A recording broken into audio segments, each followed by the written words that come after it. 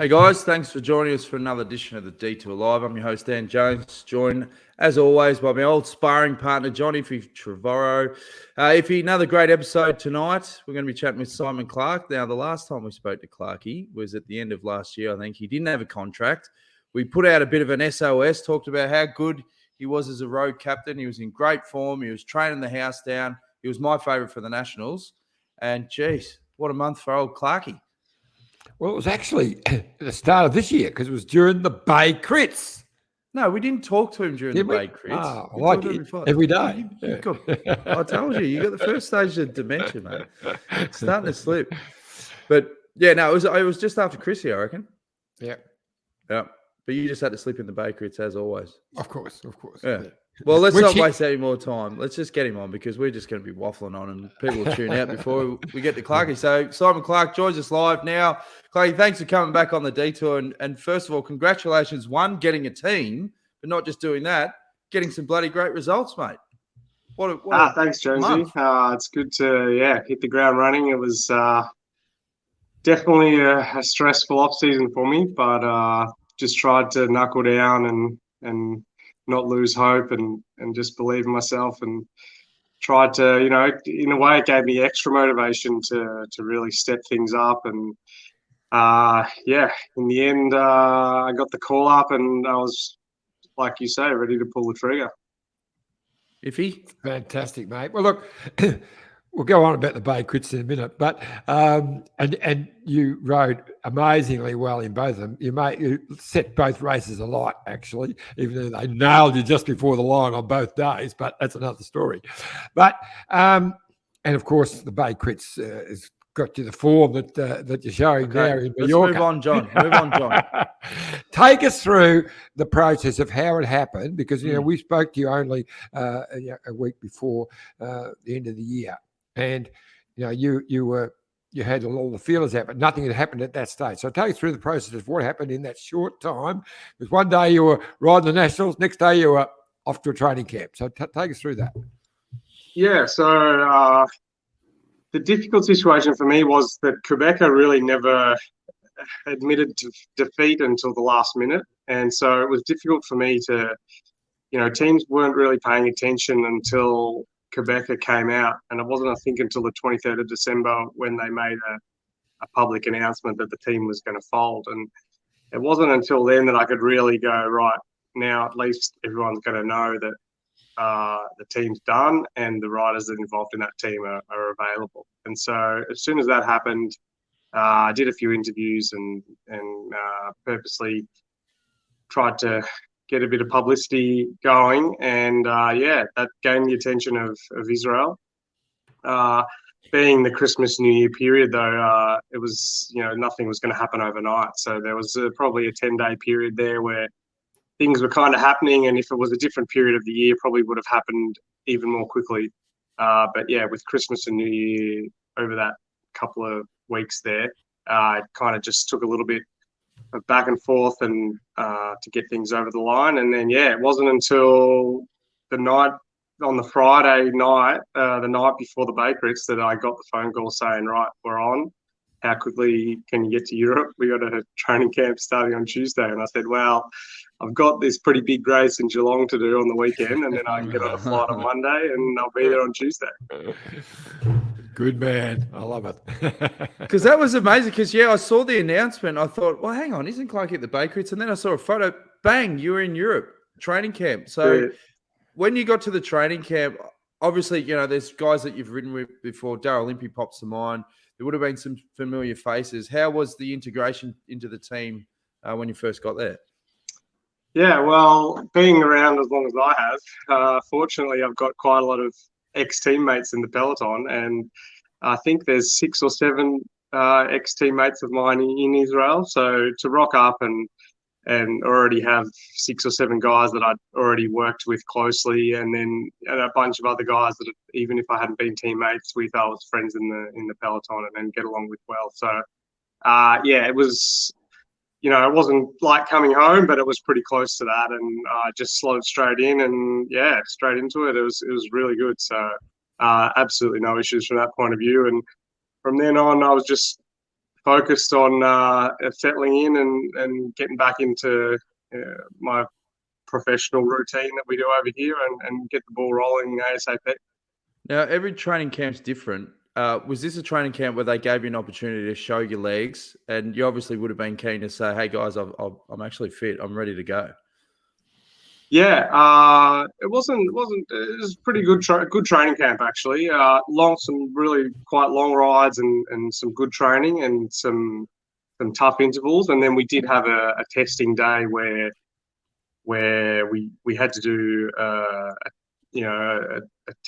couple of 10-minute tests, and that was pretty much your chance to show how you were going. And I actually did an all-time PB in the 10-minute test in the camp. So after that, I had a meeting with the team management, and they kind of sat down and said, "Well, to be honest, we were preparing on starting you later on in the racing season to expecting that you might be a bit behind with the preparation and you're needing a bit of extra time before you start racing. But actually, we might put you in the first race of the year because you seem like you're ready to go." It was a good move in the end because you got some fantastic results. I think your first one was it 6th, and then you got 3rd and maybe 5th or whatever on the final day. But what was the emotion like when I think when you got 6th, you could tell after the stage, like there was a sense of it just sort of the relief of that you knew you had good legs, but just that the team had given you this opportunity, but you felt like, you were going to pay that back pretty quick. Yeah, I mean, I think, it was just a relief. I mean, if I was sitting at home and I was ready to retire and, I was a bit over it, then it would be a different situation. But the fact that I was at home without a team, knowing that I can still compete at a world level with these big guys and not have an opportunity to do so was pretty hard to take. So to get that last minute call up and then jump straight in and show that, I can still compete at the pointy end of these races was pretty satisfying. And I'm happy that the hard work that I did put in over the Aussie summers is showing. Now, you talk about retirement. Look at a guy like Valverde, who's 64, and he's still bobbing around in the finale. I mean, does that give you inspiration to go, hang on, I might just be sort of peaking here? I mean, yeah, he's from an age point of view, he's an inspiration. The way, he's just evergreen, and he races so well and so smart. And, I can't see, he doesn't show any signs of getting old. So, I mean, he said he's going to stop at the end of this year, but if he does decide to continue, it wouldn't surprise me because I can't see him. I can't see him slowing down at all anytime soon. I see you rolled him in the first one. You were 5th and he was 6th, and then the day you got 3rd, he was 2nd to Wellens. I think he rolled you yesterday. I think you finished 6th and he finished. He won that one. So yeah. So no holding the old bugger back. Yeah. Mate, he's a freak. He's a freak. He really is a freak. I know he's got maybe a questionable history and whatnot, but as an athlete, he's an absolute freak. And the fact that he can still do what he's doing at 40, 41 or whatever. I'm not sure how I'm good mates with someone who's had been very close with Valverde right through his career, and he says he's one of the most naturally gifted athletes of all time. He says he's one of the cleanest athletes of all time. He was in a team that had a bit of a shady thing, and he got caught up in that. He said, but I can tell you now, he's one of the cleanest athletes. You've got to go, and he's one of the most amazing athletes. In his early days, he was a sprinter. I mean, I've seen photos of him beating Robbie McEwen in bunch sprints, So he was up there with the fastest sprinters, and he moved from that into an all-round road rider and winning Grand Tours. So, he is, in every form of cycling, just something really extra. And a real, you know better than anyone, mate, but they tell me just an easygoing bloke, just a real open, easygoing guy. Yeah. No, he is a super guy. And, but he still has the passion. We were on the podium when he came. Oh, what happened then? We lost Clarkey. I could hear like some sort of hissing and buzzing. I thought his phone's going to blow up here, and it did. But we did have a couple of comments. He's just come back on. Gavin B says that's got to be close to be a record. If you 2 mentions of the Bakerits in the first 2 minutes, impressive. Clarky, you're back. No, you're right. We thought your phone blew up. Someone rang me and just everything goes. Yeah, we were on the podium, and when he finished second and I was third, and Wellens kind of showed him the fence there on the left coming into that sprint. He was ropeable, and he come to me going, "What do you reckon? Is that should he be getting rubbed or what?" And I'm like, look, mate, it was a tricky little finish there. The road was hardly straight, so I think that they'll probably just leave the decision as it is. But yeah, he's racing like he's hungry as ever. Yeah, that's what happened. You pissed him off, and then he goes out and beats you. He hasn't forgotten. Should have just said, "Yeah, mate. No, he chopped you. Whatever support you need at my end, no dramas." Jan Boardman's got a question. Have all the team's riders now found new contracts? What happens to those that didn't? Your story, it's not very common, is it? Like a rider signing up at that part of the season, or is it? Like just for the viewers? I mean, I don't know. Yeah, no, it's not very common at all. And there are a lot of my teammates that either don't have teams at all, or they've had to go to basically continental level teams where they're riding for no income at all. So it's a pretty tough situation. I consider myself very lucky that I was able to find a team that was willing to take me on so late in the piece. And I think, there's from my team, I'm the only one since they made the announcement that's managed to sign with the World Tour team. Sally Ilchin says, congrats, Clarkey. We all had our fingers crossed that you get into a new team. Now, have you had discussions? Obviously, you've had some great results so far. What are the goals? Obviously, the Spring Classics are going to be coming up before we know it. Races like Amstel obviously suit your characteristics. Have you got any sort of goals for the rest of the year with the new team? Yeah, so basically the team sat down and said, look, we really want to be able to take you to some lower level races like Mallorca was, and that you can perform yourself. And then we also want you to be a bit of a wingman for our leaders, both Michael Woods and Jakob Fuglsang and whatnot. So I'm going to be racing a lot with Woodsy this year in Catalonia and Pays Basque. And so the other motivation for me in Mallorca was, okay, I've got a chance here. I don't know how many more of these kind of races I'll be doing where I do have a free ticket, and I just need to make it count. One, to set it, I've only got one chance to make a first impression, and I wanted to just set off on the right foot, and then know that maybe later on in the season I'll be riding a support kind of role, which is fine for me, but it doesn't just give me as much of a chance to show my personal qualities. So it was good to get that, show that in Mallorca, and then I'll have a few more opportunities throughout the year, but I'll be also racing a lot alongside Michael Woods and Jakob Fuglsang. Now, Woodsy, you've been his wingman before, and you two have got a pretty good friendship. So you were a couple of years with Woodsy at EF? Yeah, we actually did 5. We were there for my whole 5 years at EF. We were together as teammates, and then last year we both left, and he went to Israel, and I spent a year at Quebecer, and now we're back together at Israel. So basically, in the last 7 years, we've only spent 1 year in different teams. So I'm very close with Woodsy, and he's a great teammate, and he's a super athlete. And although he's not young either, I still think he's got a lot to deliver, and he's gonna do some cool stuff. Weren't we talking about Woodsy on the last show? Like, you took him under your wing a bit and showed him the ropes in the early days? I'm getting flashbacks. He was also, it wasn't just a coincidence that I went to a team where Woodsy is. He was also a factor in helping get the deal over the line with Israel. Yeah. Oh, so it wasn't just the Detour podcast. It also was. I mean, that was definitely a big part of it. For sure. I have to say, but not the only part. Yeah. All right, Clarky. Well, geez, mate, we'll be checking in throughout the year because, we're massive advocates of obviously not just you as a rider, but as a bloke. And Janice Ashcroft says, hello, all. Great to have you on here, Simon. Anything you want to add before we let Clarkey go, Iffy? Oh, just what's the actual next race for you? So where to from here?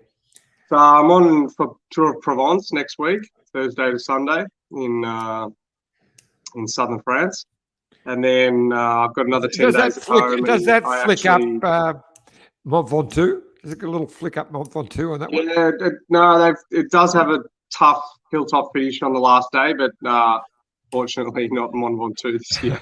But I was looking last night doing a bit of homework. I think it's 12 or 13k uphill finish on the last day at about 6.5%. So it doesn't have Ventoux on it next to as its name, but it's not going to be too much different, I don't think. We do have one final question from the viewers. Gavin wants to know, Clarkey, which teammate over your career was the angriest when races came down to the crunch? Good question. I have to say I've had pretty good teammates over the years.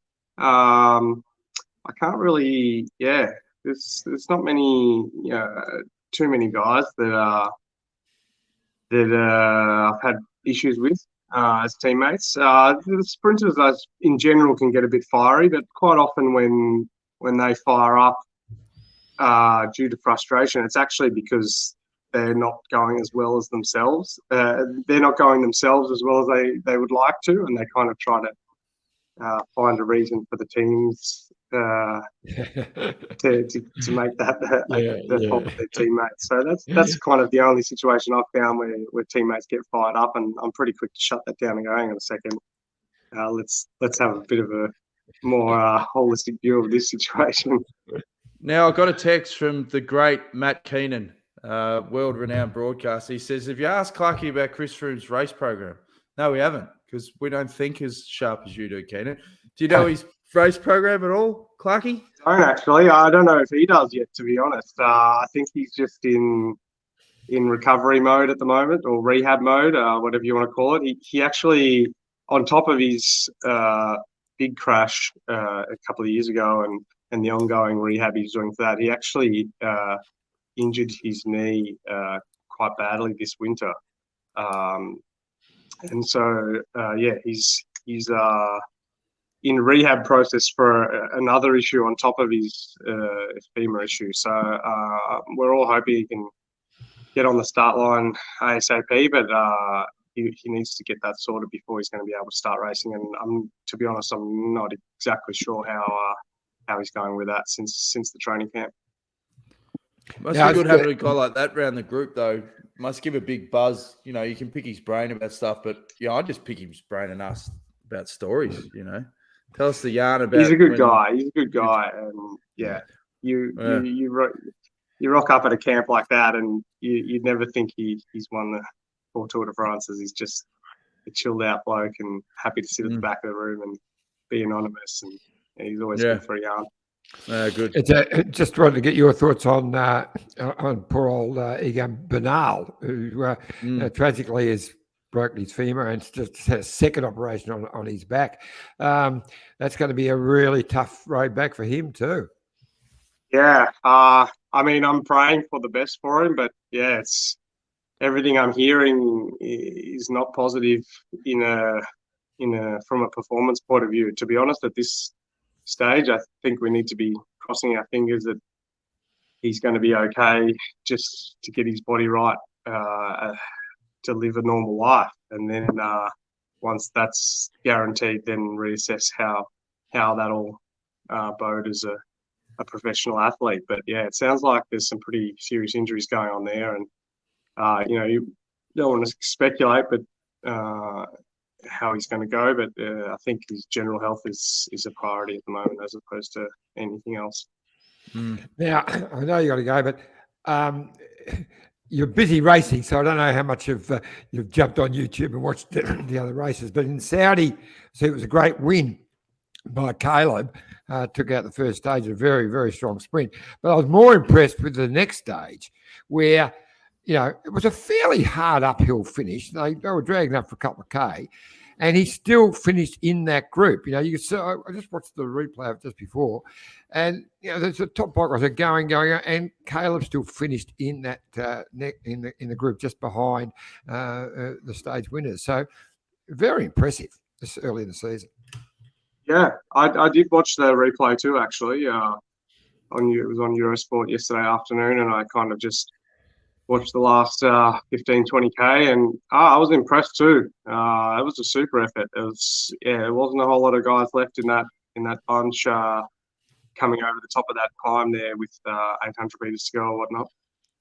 And super ride by the Colombian from Bahrain. But as for the rest, he was right there on the money. So I think he's definitely done some good work over the winter, and I think if Saudi's anything to go by, he should be up for a good spring campaign.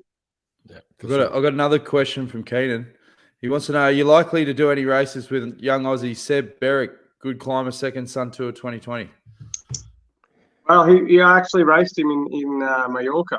He was there with me racing in Mallorca, and he's. I was also rooming with Taj Jones, the other Aussie on the team. He was also in Mallorca, so I was with both the other Aussies in Israel, in the Israel team, and they're going well. They're just young guys, still learning the craft and getting there day by day. Seb had a few issues on the Saturday race where I was 6, where he pulled out because he had some stomach problems. So it's just there's so many things that go into being a pro athlete, and even just what you eat in the dining hall at the buffet can decide how your race goes. And there's things like that you just need to learn that the safest thing is eating chicken and white rice. And although it's not very entertaining, you just know that it's not going to give you problems when you come down to racing. So there's so many little things like that you need to learn when coming over here and racing these big races and the big guys. So they're getting there. They've still got a big hill to climb. But let's hope they can keep going and be up the pointy end sooner rather than later. When you asked, I just want to cut you off because this is funny. When you said to Clarke, "Oh, did you get on YouTube?" I thought you were going to ask him about the Astana rap video that they released. Clarke was the pioneer of this stuff with the Call Me Maybe in 2012. Have you seen the rap video, and what did you think? I haven't seen it. I saw the announcement, but I haven't seen it. Do you want to watch it? On. I want to get your feedback straight up. Okay. Do it.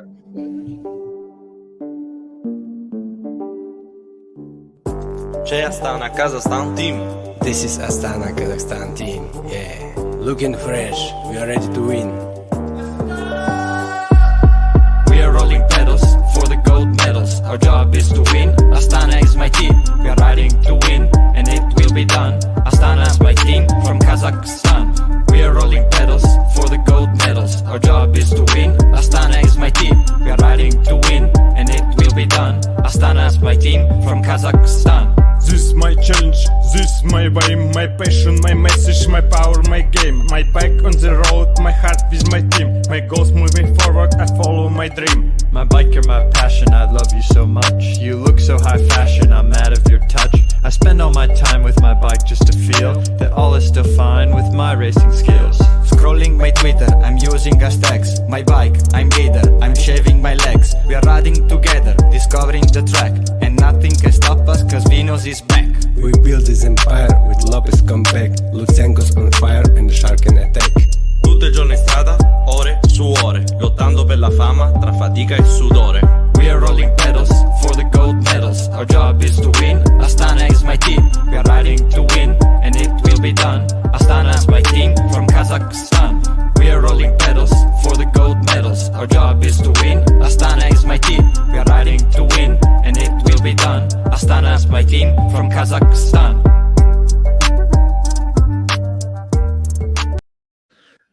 What are your thoughts? That?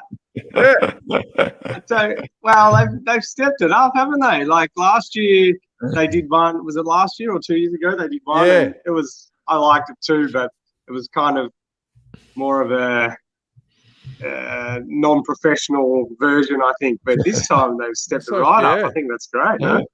Yeah. What do you think, John? Well, I've been reading I hadn't actually watched it. I've been reading all of the reports who were bagging it. I thought it was bloody fantastic. A real laugh.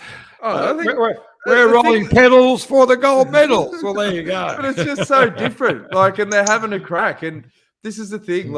As long as teams understand that it is also about entertainment at times. You don't always have to be monotone, serious. Just go there and have fun. And I think good on it. Definitely. Great.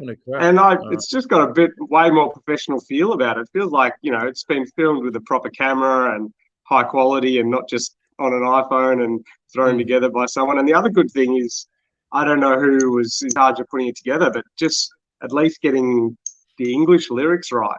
When you've got, I've ridden for Astana in 2011 and, it would be easy for a team like that to throw something like that together and with people who speak English as a second language and although they're doing their best effort, they can maybe not get the English phrases right. So from everything I heard then, it sounded like it's good. They've got someone to do it properly, which is great.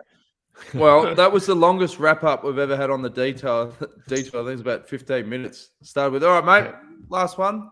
But last one. Okay. Last one. Yes. COVID. We hear reports of a few people. Mallorca. I've already heard of a couple of riders who are racing in Mallorca who have come down with COVID. How have you found it, mate? There's a lot of COVID. A lot of pros have got COVID at the moment. We had, I think, 6 changes for Valencia that started yesterday just from either COVID, people getting COVID or being COVID contacts and then can't have to isolate or whatnot.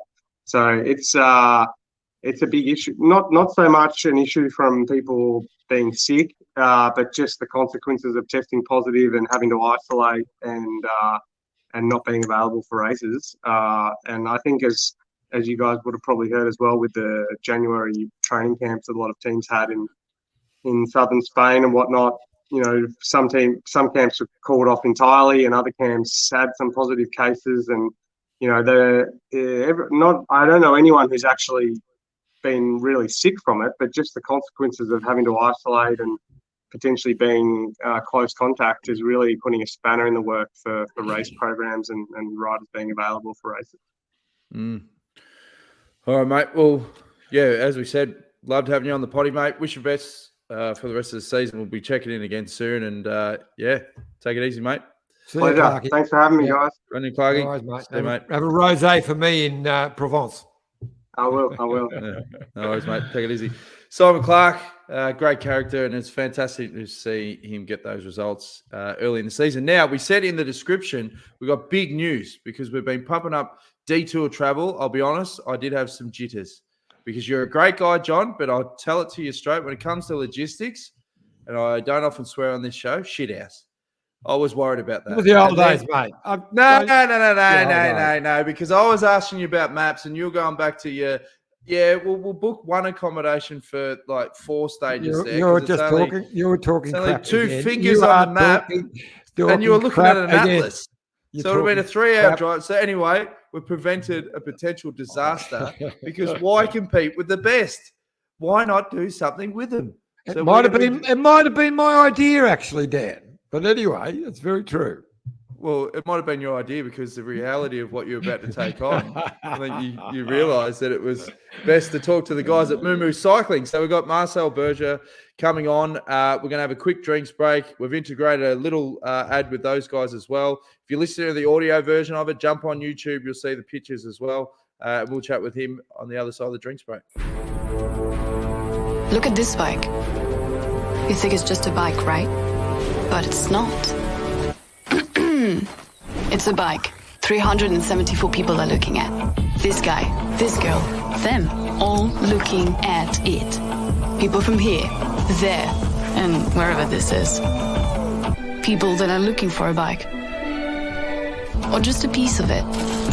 Amateurs, semi-amateurs, and pro-amateurs. This guy wants this bike, but with this crank and these bars. this could be the perfect match. But not this one. This girl has a bike to sell, and thousands of people might purchase it. Eyes on Bikes help grow small businesses. His, hers, yours, and the latest data and insights help those businesses keep moving.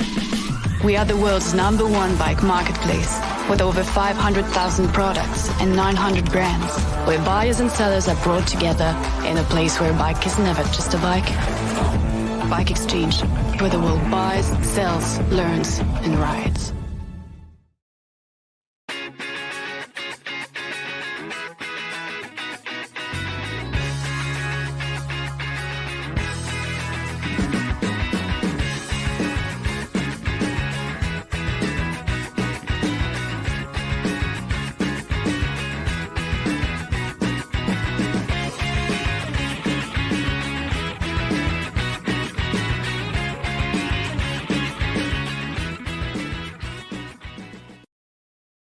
Thanks to Bike Exchange and Mummu Cycling. And Marcel Berger joins us live now. Marcel, thanks for joining the show, mate. And are you relieved? Are you nervous? What's the emotions now that you've linked up with the Detour? And if he's chewing at the bit to get to the Giro and the Tour, and geez, who knows? If he doesn't get dropped by then, he might show up at the Vuelta. Well, to be honest, I think it's been a very long time coming with Iffy. We've been talking about this for a number of years. But no, seriously pumped because, even just listening to the conversation you just had with Clarke, that's pretty much what we do for a living. We just give people an insight into the inner sanctum of cycling. And, you guys are the best in the business at it. And we're the best in the business in getting people over there and in the race. It's super exciting. Can't wait to start working with Iffy on the ground and maybe introduce him to a spreadsheet or two.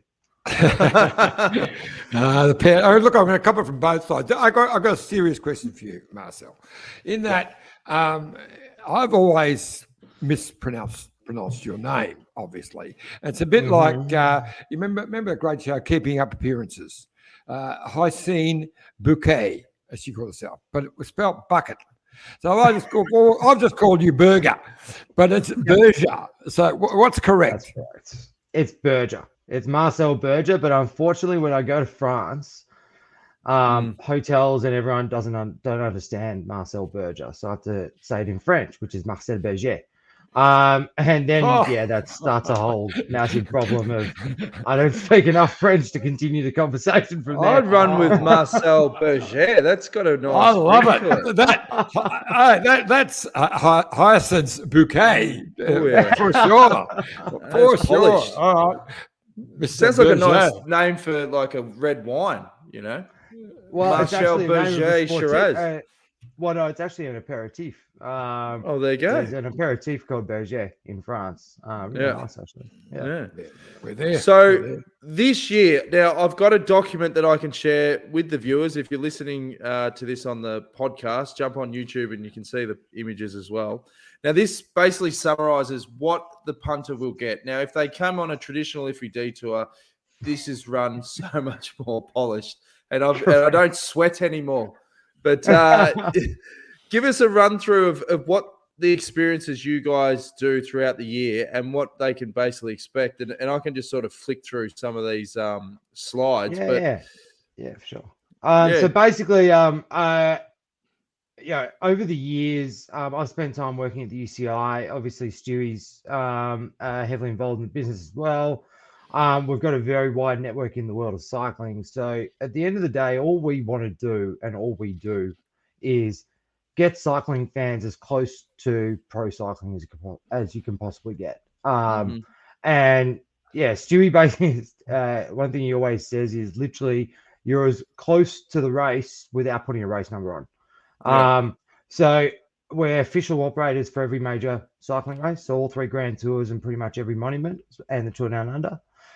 We work closely with the UCI on the Worlds. So at a race, effectively, the way we look at it is if someone's going all the way halfway across the world to go and experience a Grand Tour, the race has to come first.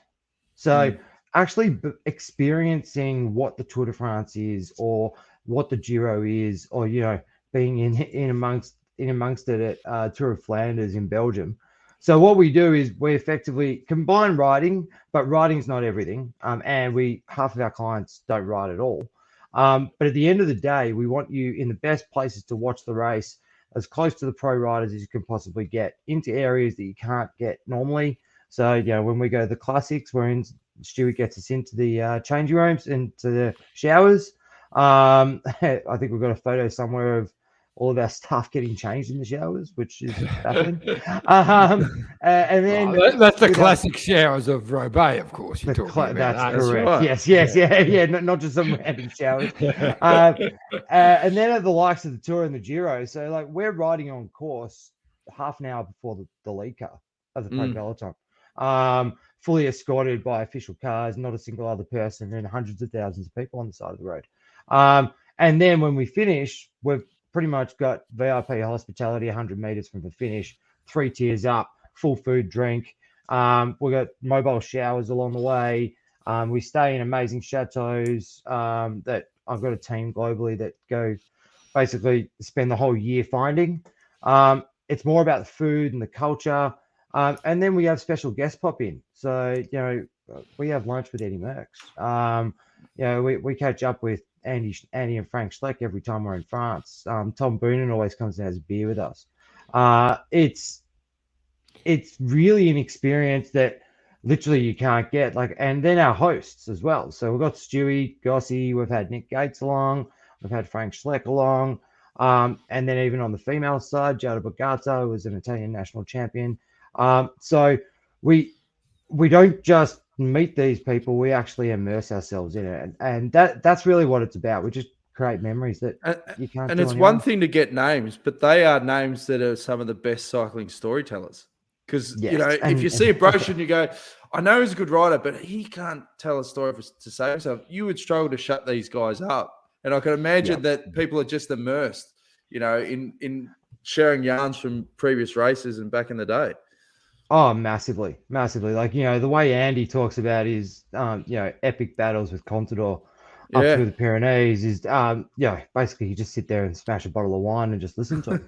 The other good thing I saw the way you do your tours is you break them up into 3 bits. Now, John often tells the same bloody story over the tour like 3 times, whereas this way it's fresh because you got different groups, Iffy. Yeah. I've got plenty of stories, mate. I can keep different ones every day. And also what we do is we try and break it up for everyone. So, you can't go to 3 weeks. You can't go on a 3-week holiday. It's ridiculous. So, the Tour de France, we've got 12 different itineraries ranging from a day through to 10 days. Riders, not riders. We've got ones that are pro-hosted, ones that are more scenic. And you know, we go visit 4-generation-old wineries and have the madam who's still alive actually walk us through their vines and show us their and cook us a meal out of their own kitchen. It's these experiences that really just show you what cycling's all about, what Europe's all about, what traveling's all about, and you just do it with a whole bunch of people who love what you guys love.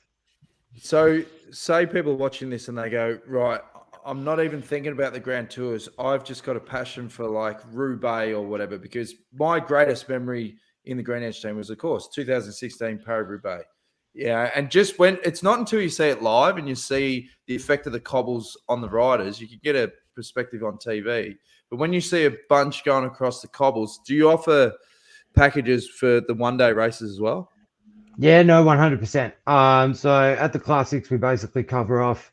At a riding perspective, we do the sportif the day before the race, and then we ride long course. And then because we're officially partnered with the race itself, we've got official cars, which means that we can take shortcuts and ride on course in front of the race, which is also a lot of fun.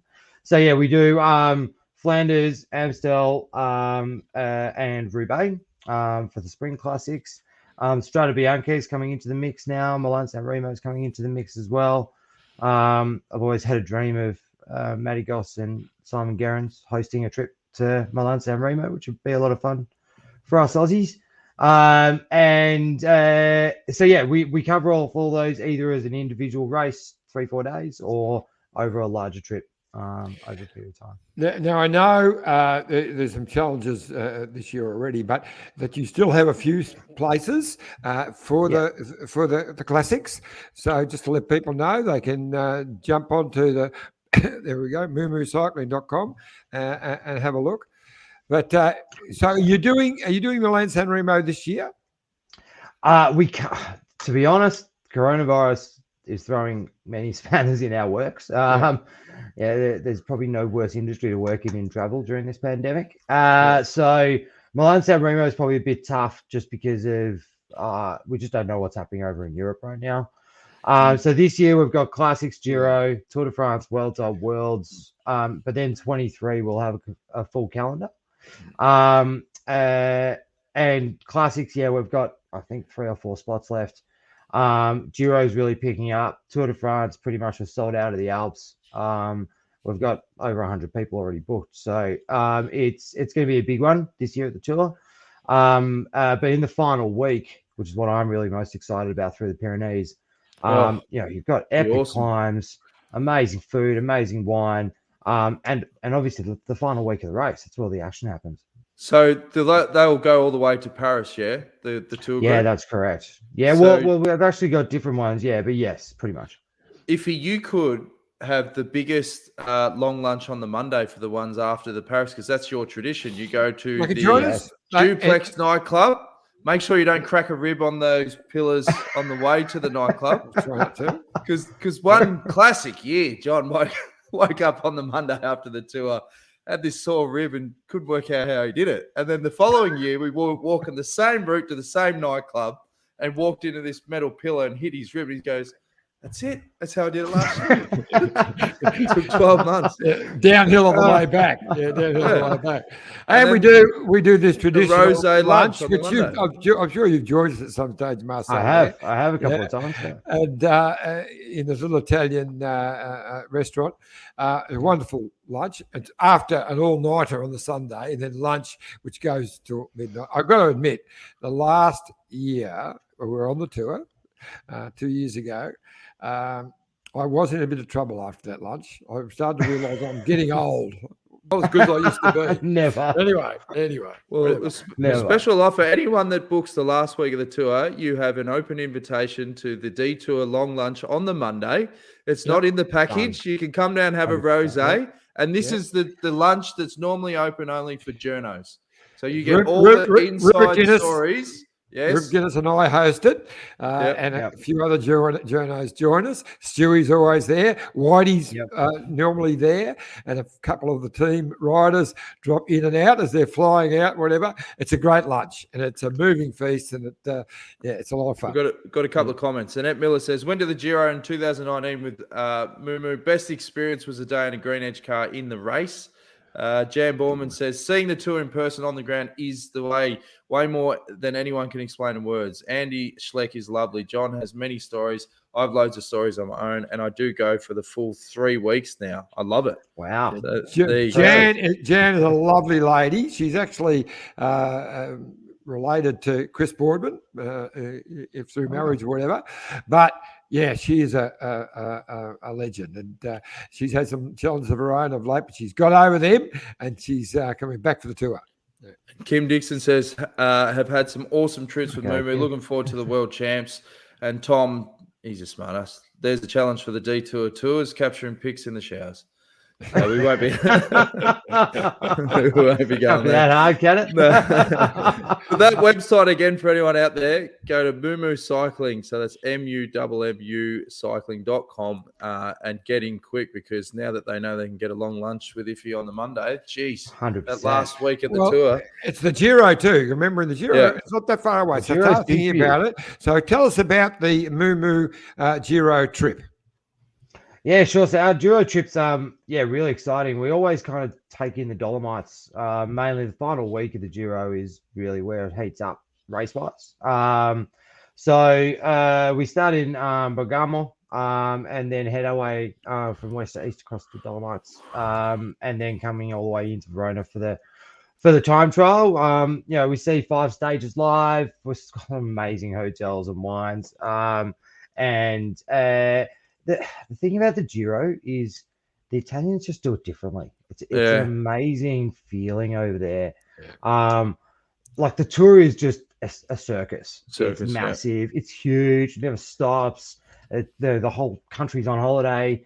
But the Giro, I don't know. It's got this amazing, genuine feel. And yeah, who doesn't like Italian food? Just so much more passion. Like the Giro, the Tour, it feels like that sort of bit more mechanical. Like it is huge, whereas cycling feels like authentic. Well, the classics is a step up from that. So being in Belgium for Flanders is basically being at the Super Bowl or Grand Final day here in Melbourne. Sure. It is nuts, absolutely nuts. I'm excited about the Giro. I love the Giro, and I'm doing the whole race this year, starting in Budapest, which I've never been there. So 3 days up in Hungary, which would be great, and the finish in Verona is fantastic. When I rode in 81, my last year in Europe, rode the Giro, we finished with an individual time trial into that beautiful arena in Verona, which is exactly what they're doing this year. So that'll bring back some fond memories. But Verona is such an amazing city, the city of love and city of Romeo and Juliet and all of that. So it's a wonderful place. And so that's a special tag for a lot of people to get to, or a special reason for people to go to this year's Giro. So it'll be great. And the Dolomites are the most beautiful mountains in the world. There's no doubt about that. They're just stunning. Next level, exactly. Yeah. And bloody steep. So, it'll be great. It'll be great. Well, and just on that about the steepness. So, a lot of our clients actually come to us and don't think they're fit enough to ride on our trips. That's one thing that we're really, really good at. At the end of the day, as I said, we care more about being at the race and being in a sanctum than we do about smashing out 150, 200 Ks. So, we've got some riders who come on e-bikes. We've got some riders that they might just want to ride the second half of the Mortarello. So we'll drive them halfway up, get out of the van, and they can ride the last half. So we kind of make it work for everyone, which is really, really cool, and help people achieve whatever goals they're out to achieve, which is a lot of fun. I've got great memories of the Mortarello back when Brad McGee did that amazing ride and finished 8th, I think, overall. But it was on the Mortarello. He'd been struggling for a couple of days in the mountains, and I thought, this is the day I thought that he would crack. But he was sort of hanging in just off the back of the leaders, going about halfway up, but we were parked on the side of the road and yelling, and just the look of determination on his face. And he got through that stage, and I thought, this is something else. It was absolutely one of the great performances of an Aussie in a Grand Tour. For someone who was never thought to be a GC rider, proved that he could have been. So it was an amazing performance. Yeah, 100%. Also this year we're going to Montegrappa. And funny story about Montegrappa, there's like 19 different ways up that mountain. It's ridiculous. And of course we took one of the hardest ones. So we're all at the top. There's this amazing war memorial with this incredible view at the top. And Stewie, while the group was kind of looking the other way, Stewie just gave me a bit of an elbow and he said, don't let any of the group follow me. And he just went, and Stewie did one of his greatest descents ever and got the KOM on the descent off Grappa.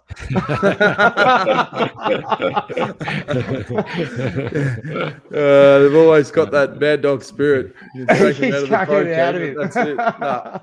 And you start one of your days, you go over to Bassano del Grappa, a beautiful little town there. Well, that's where Dara McQuaid lives now. He bought a house wow. there. Fantastic. And the family of his lovely partner live there. So I'm sure they'll be there to welcome us. Oh, definitely. Yeah, we know Derek very well. And that's another thing, to be honest, I'm really excited about partnering with you guys is, now we get closer to Bike Exchange Jayco. So that's going to be fantastic. We did some work a few years ago with Greenhouse Travel and just, really excited to kick off that relationship and get Aussie fans as close to their team as we can. That's it, mate. That's what it's all about. Well, we're bloody excited to be partnering with you guys. And, Yeah, Rick Jagger, thanks, lads. He loves the show. And Jan Boardman says, Thanks, Rick. I'm not a cyclist, so I cycle and push the bike up to the top and then roll slowly back down several mountains per year. It's great fun, and each one feels like such an achievement to conquer. There must be a lot of people that go on these tours. Obviously, no one knows everyone, but by the end of the trip, a lot of these guys that keep in touch because they've all connected with this unique experience for the first time, or some people have come back, year after year. Oh, mate, we've still got, it actually sucks because I've got WhatsApp groups from pretty much every single tour group we've run for about 10 years. The people are still sharing stuff. And when the Tour de France is on, that's when they all start getting active and chatting with each other. And my phone just doesn't stop pinging the whole time. And that's what it's all about. It's, it's an opportunity to experience something with like-minded people. Everyone's there for the same reason, because they love cycling. The relationships we create is just awesome. A lot of fun, and particularly around the dinner table after a day. That's when war stories. I can't believe you half-wheeled me, Jono. then there'll be those people that they get shitty with that have got the e-bikes, all these people are sweating, but it's what it is. I'd be on the e-bike and I'd be setting bloody Strava records everywhere. It'd be great. Oh, mate, I want an e-bike, seriously. I think every year I sit down with Stewie and tell him what his schedule's like. The first thing he turns around to me and says is, "Really? You want me to ride that much?" Yeah, exactly. I think much like a motor in his bike. So why not? It was bloody great having you on the show, Marcel Berger. Thanks, guys. Not Berger. Berger. Berger. Okay. Yeah. Well, we'll no doubt check in again soon, mate. We'll have updates with how many spots are left, and we'll keep punters informed. But as we said, just jump on the website, mummucycling.com. You get all the information there, and it's going to be a fantastic year because, we'll definitely get some stories on the road. It'll be a chance for us to connect with the punters live as well. COVID's prohibited that. Definitely. Can't wait. Yeah. Thanks very much, guys. Mate. Legend. Thanks, mate. No worries. Marcel, great guy and great company, Mummu, so we're bloody excited. So anything you want to add before we wrap things up? Just tell people how to click on and do all of those things they're supposed to do to follow the detour. I've deleted I think it's just youtube.com/detour pod. I had it written in there and I've done a bit of a clean. I've got your email. If you want to send John an email, john@cyclingevents.com. If you just want to have a chat with Iffy, tell him about your day, send him an email and he'll get back to you. And they're welcome to, and I'll give them a special introduction to Mummu because, Marcel's got this great package for the Giro for the last week. I'm doing the whole Giro. So if anyone wants to do a little bit leading into that, they could, there might be a couple of spots to join us for that. But mainly it's to put the two together. And the same Tour de France. We're going to have a ball. Looking forward to it. Oh, yeah. It's going to be a cracking year. Well, thanks for joining us, guys. We'll be back again soon with another episode. We're trying to lock down a couple of big names. Caleb Ewan, we should be able to get him in the next couple of weeks. And a couple of days, I reckon. Caleb was ready to come on the weekend, but we just somehow couldn't get it him. up. I'm not sure. It just didn't quite It's your work. fault. So it wasn't my fault. It's going so well for him. I was so impressed with his ride. Anyway, we'll talk to him next few days. I want to get Daryl Impey on because he's just started a YouTube channel because Chris Froome wound him up about starting one. So I want to pick his brain about that and critique some of his videos and give him some tips, but also see how he's going because he's obviously coming back from a serious injury as well. And we'll try and get Esteban Chavez the next couple of weeks as well, see how things are going at EF. But if you do have any show ideas or people you want us to interview, maybe that's a way you can use the email address. John@cyclingevents.com.au. Just tell us. Tell us who you want us to interview and we'll hunt them down and we'll promise they'll be on the show next week and we won't get them. So that's how we roll. Anyway, thanks for tuning in, guys. We'll see you again soon. We'll probably be back next week, same time. Take it easy.